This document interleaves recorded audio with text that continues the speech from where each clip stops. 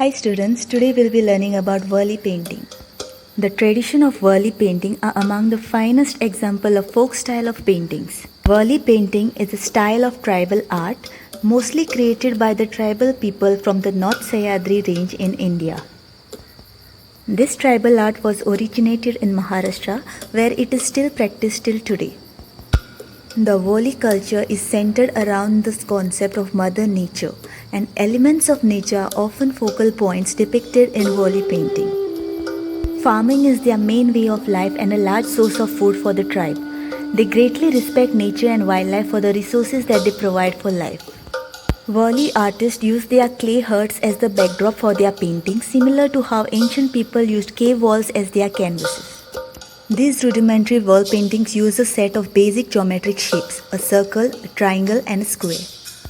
These shapes are symbolic of different elements of nature. The circle and the triangle come from their observation of nature.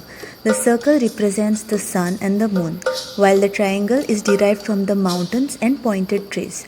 In contrast, the square appears to be a human invention, indicating a sacred enclosure or a piece of land. The central motif in each ritual painting is the square, known as the chok or chaukat. Here are some examples. The central motif in the ritual painting is surrounded by scenes portraying hunting, fishing, farming, and trees and animals. Festival and dances are common scenes depicted in the ritual painting. People and animals are represented by two inverse triangles joined at their tips.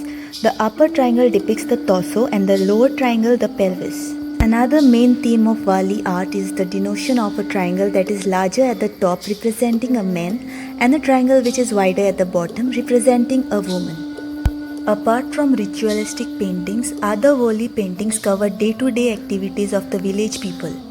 One of the central aspects depicted in many Warli paintings is the tarpa dance.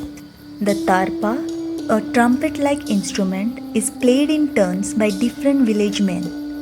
Men and women intertwine their hands and move in a circle around the tarpa player. The dancers then follow him, turning and moving as he turns, never turning their backs towards the tarpa. The dancers take a long turn in the audience and try to encircle them for entertainment. The circle formation of the dancers is also said to resemble the circle of life. The Warli only paint with a white pigment made from a mixture of rice paste and water with gum as a binder.